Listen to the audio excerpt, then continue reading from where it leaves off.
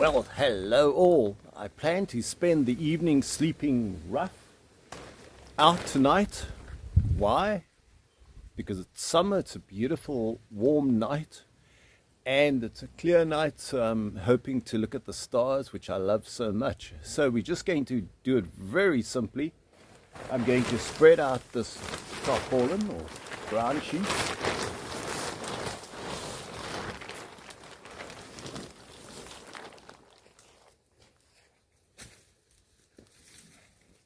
And I brought this mattress along.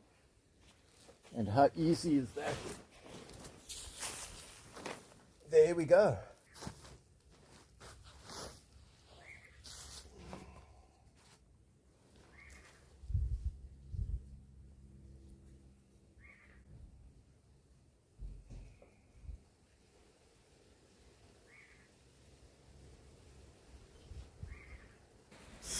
So there is the moon tonight.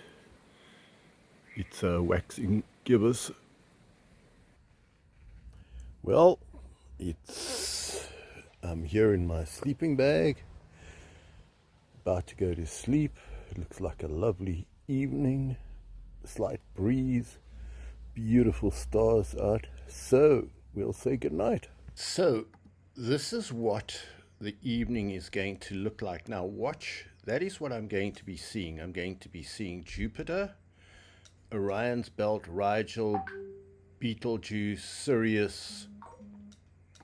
That one's Procyon, Capella. I'm going to see all these good stars. In fact, if you look, you can see almost like a circle of bright stars, including the moon. So that is the circle I'm going to be watching. And now just watch over time as the evening progresses what they're going to be doing. They're going to be moving out of sight, and let's just see towards daybreak. I'm not going to see any real specific stars here. So when I woke up at about 2 a.m. in the morning, you can see all the major stars had moved along. This is like looking straight up. This is looking north. And I noticed this 1, 2, 3, 4, and then this pattern here, which looks like a bit of a pyramid from the top. So this is Algebra, Regulus, and Alphard. Just have a look.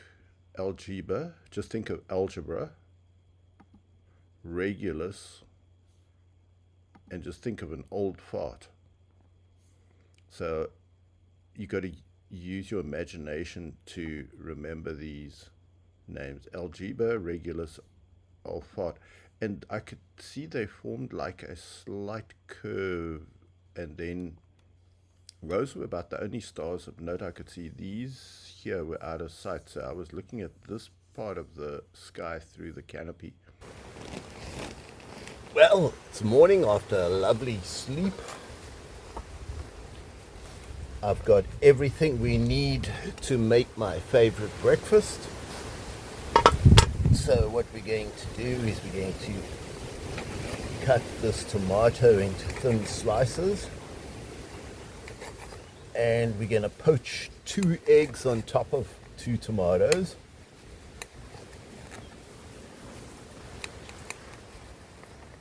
As far as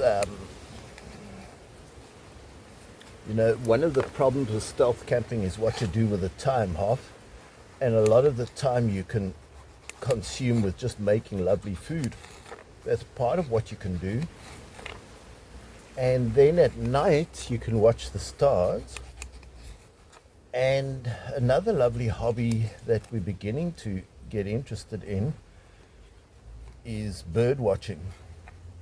So in the morning there are lots of lovely birds around. So I've got some oil.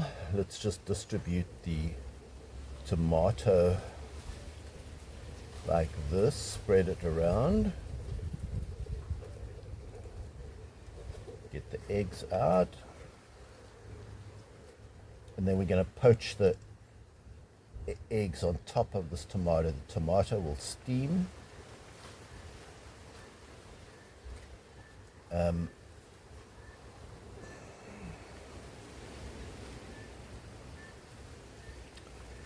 And let's put a bit of oil in. A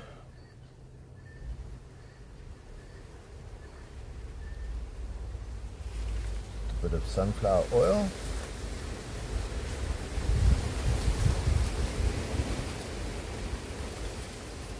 And what one also needs is just a tiny bit of sugar, just to sweeten the tomato, just a small touch. Not too much, otherwise your eggs are going to be too sweet.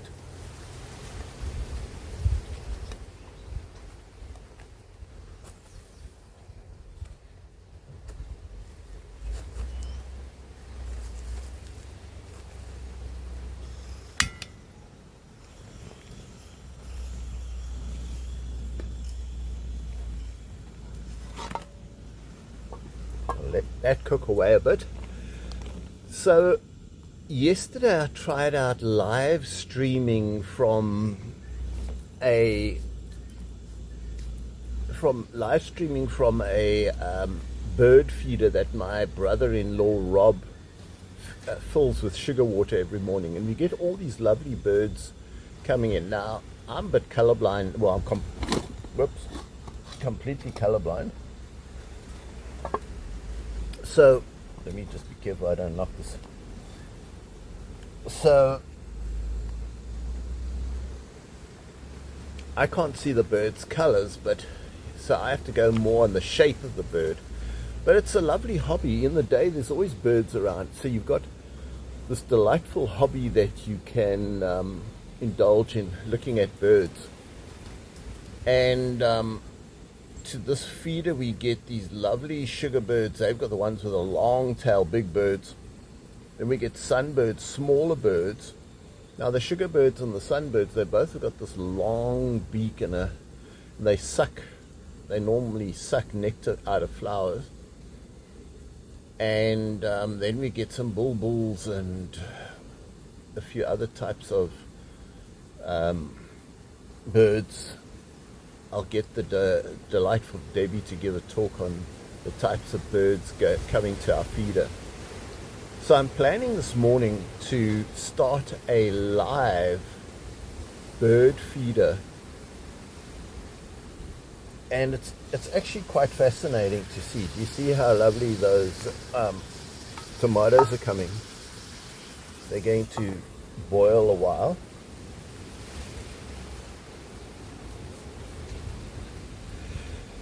And so I'd love you all to come and just at least have a look for once. Listen to the guinea fowl. Just come and see our bird feeder. So we're going to hopefully start it at 9 a.m. South African time. I'll give that in the description what time it is around the world. And just come and have a look at all the activity around our beautiful live bird feeder. So you could do many things, I suppose, while you're out stealth camping. You can read, you can do Sudoku. You could just, as I said, at night, I'm so lucky to be blessed with, I really do understand the skies. And because we've done so much stargazing, I kind of get to know most of the stars that are around.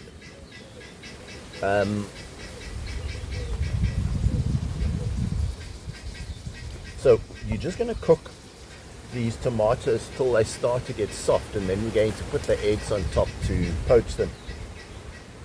So at night I never feel bored. I always just watching the procession of the heavens. And yesterday last night it happened just exactly as I said it would, from looking at stellarium and from my knowledge of the heavens and the skies. And now with bird watching, when you go hiking or you're just lying around, you're doing something, how lovely to have how lovely to have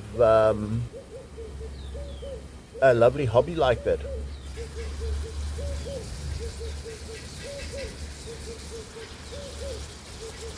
So we keep it covered so that it'll cook at a slightly greater heat. So it might sound strange, but the one thing that bothers me in life is I never want to get bored. And I can say with all honesty, I have many hobbies. I'm 72 years old. I can almost never recall a time when I got bored. Just seeing some white eyes in the trees there. They don't come to the feeder. They don't come to the feeder because the feeder's nozzle is made deliberately small so that the white eyes can't feed from the feeder. And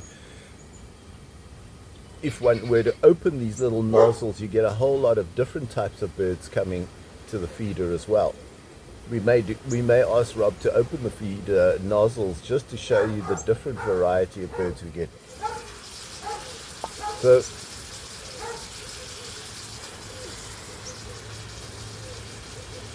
So the one thing I can say, and this is going to sound quite strange, is the one thing when I perhaps fear a little bit, there's one egg, about eternal life. Eternity is an awful long time. And if my fear is getting bored, put the second egg there. So here we've got the 2 eggs, and now we're just going to let them poach in the steam from the potatoes. So eternity is an awful long time, and it always kind of worries me that you'd get bored. I mean, you've been there a million years, aren't you going to get bored? And my feeling is this, and I got this from one of my nieces, who said, just as God has got to give you a spiritual body that can cope with eternity, so God has got to give you a spiritual mind, a different mind to a normal human carnal mind, a mind that can cope with eternity, a mind that will not get bored, a mind probably that never, we forget things now, but I'm almost 100% certain God's going to give us a mind that does not forget, like we do at the current time. So if you learn to play the piano, you read and develop some skill, you're not going to forget it and have to keep on relearning it like we always do when we're human. So I'm pretty sure, so that comforted me that God is going to give us a spirit body that will last eternity, and He'll also give us a spirit mind. See, it's going to cook slowly, it's going to poach. Got some salt somewhere around here, yeah.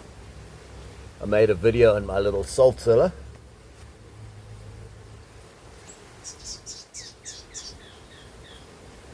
And, people are not just going to sit around on a cloud playing a harp all day. It's so interesting how God tells us things on a need-to-know only basis. God hasn't told us what we're going to be doing for all eternity.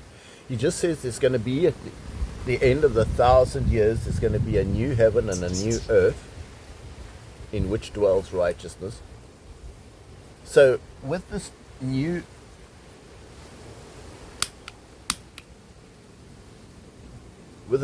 mind, this new body, this new heaven, this new earth, there's going to be new hobbies, new interests, new joys. God doesn't bother to explain it to us humans, probably because mind cannot understand what it's like to be spiritual or to have a million year, billions of years, to live billions of years and to be doing things.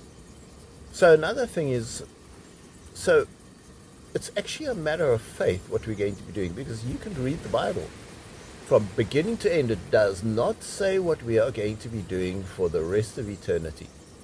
People give it very little thought. But one thing I know for sure is we're not just going to be sitting doing nothing.